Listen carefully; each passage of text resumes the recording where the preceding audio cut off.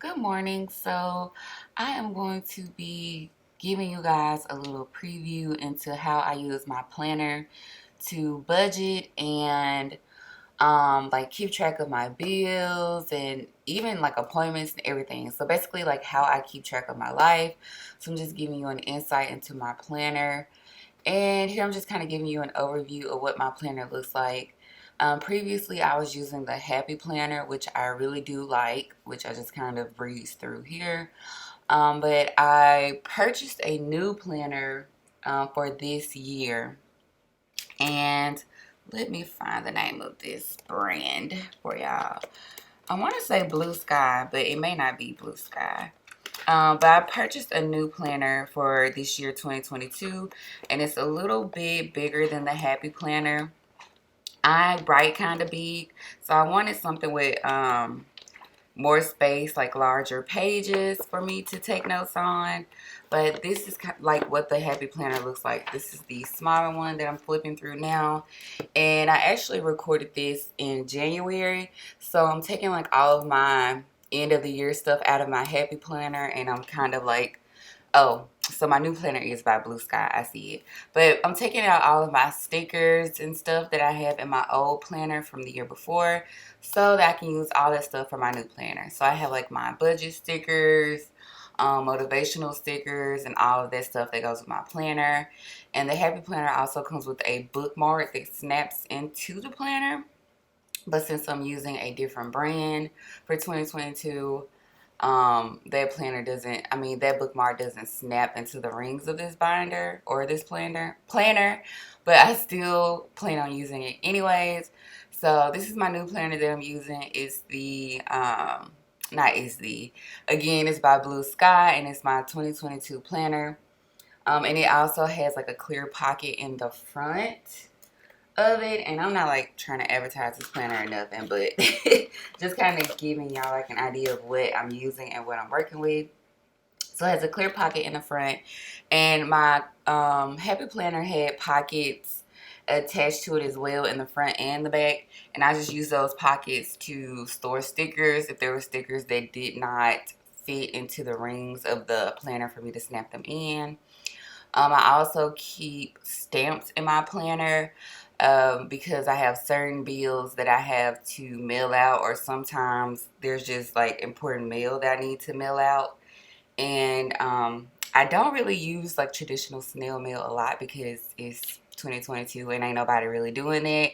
But every now and then I'll come across something where I need like a traditional postage stamp. And so I just kind of keep them in this planner because it's just like, usually if it's something that needs to go out or whatever, it's probably documented in my planner anyways. So that's what I keep in there. And then I will also keep like super important documents or something that I need to remind myself of, like a letter or something. I'll keep that in like my pockets as well. But I try not to store like too much mail or like anything that's kind of outside of being planner related. So I usually just try to keep like my stickers in there. Um, and I'll keep a bookmark in there. And if I do keep like an important piece of mail or something, it's usually just like one letter. And I try to like do whatever I need to do with it and get out of there because I don't like to hold on to too much stuff.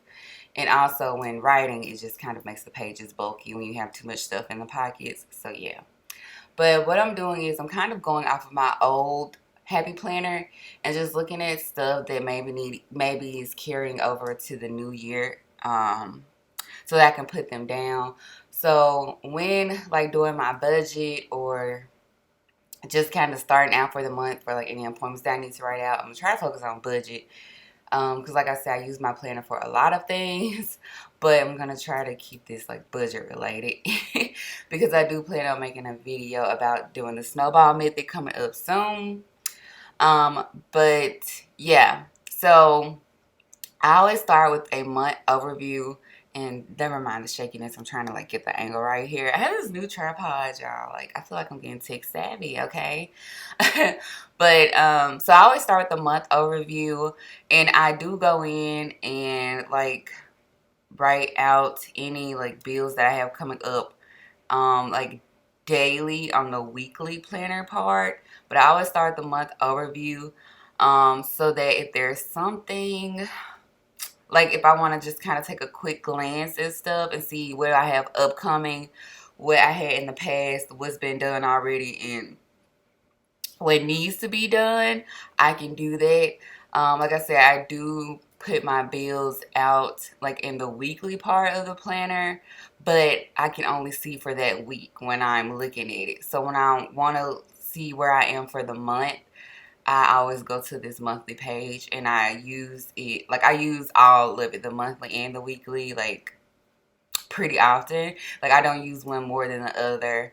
And I like to be prepared and plan ahead of time. So this monthly part is like a real lifesaver for me. So I know that, like, you know, if I get a paycheck and I have some extra cash left over and I look and see, oh, hey, 2 weeks from now, you know, my internet bill is due, then I can go ahead and just pay that and I don't like have to kind of like stress about what's upcoming or make sure I have enough for that.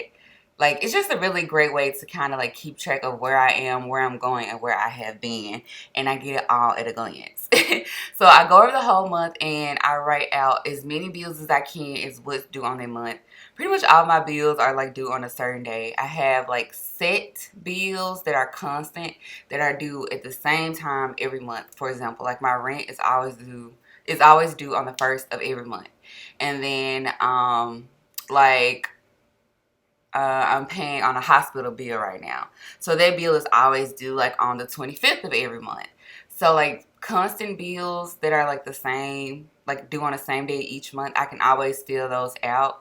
And I do have bills that are interchangeable, like light bill, water bill, gas bill. Those things kind of vary by month. So I have no choice but to wait to put them out. But I do get a pretty good notice of like, you know, of course, like when my light bill is due. And as soon as I get like my bill for that, I put it in my planner so that it's there and I have it.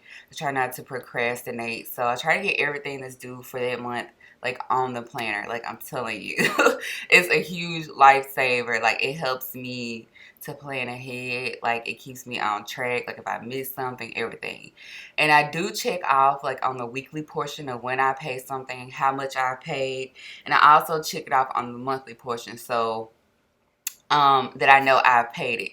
So like, you know, it could be the 15th of the month. But if I look at my monthly overview and I look back on the 10th and say, oh, I didn't pay like my Capital One bill because it's not checked off, like, I don't know. I don't know. It's just helpful. It's really helpful for me. So this is the way that I like to do it. So I put all the bills out that's due for that month as far as I can. Like I said, there are some bills that are like variables, like they vary, they're not the same every month, and so those I just put those in my monthly overview as they come in, like pretty much immediately, you know, as soon as I can. um so yeah, so I try to put out everything that I have due for the month, and it also helps me to like budget. So I don't like living paycheck by paycheck. I don't know anyone who does. But when I have like this monthly overview, I also put like my payment days on this monthly overview. Sometimes I'll put appointments. It depends on the appointment. Like if it's super important, I'll put it on here so I make sure like I'm keeping track of it like for that full month. Like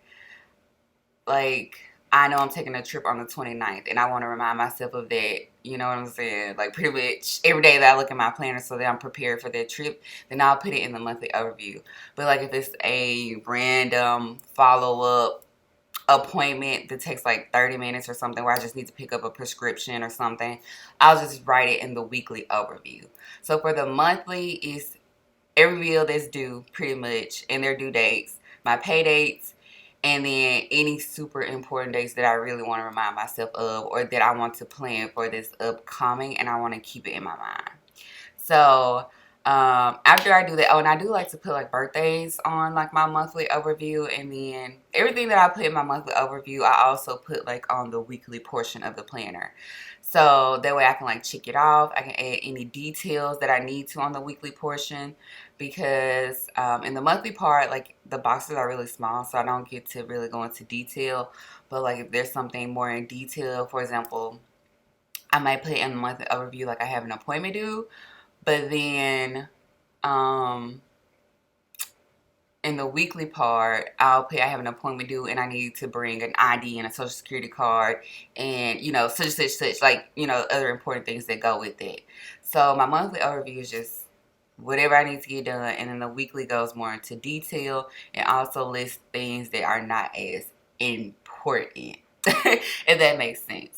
So I'm taking you guys through, like, taking you guys with me through, like, the month of January 2022 and showing you, like, just how I work in my planner. So I have all my stuff done on my monthly overview, like I said. And then now I'm going through the weekly part. And there's a birthday on the 13th, so I have that there. I had an appointment on some day. Was this like the 11th? So I'm putting that there. If I need to schedule an appointment, I'm putting that down. Things that I need to do, that's over there. There's actually a section for that, like on the right side of this. Just like a variety of things. So I'm making this video just to kind of give you insight on how I use my planner, how I work my planner, how I keep track mostly of my budgeting, but I do pretty much have almost my whole life in here. But for the most part, I want to just showcase like how I budget my bills and everything, because like I said, I'm going to make a video coming up on like using the snowball method and getting rid of some debt. Of course, just like everybody else my age, I guess, like I want to buy a house and I may want a new car or whatever. So I also have a cash envelope system that I'll be using as well. And yeah, I just want to be able to save more and then also eliminate debt. I think I've said in another video, I'm pretty sure that I have, but like last year I was laid off from work.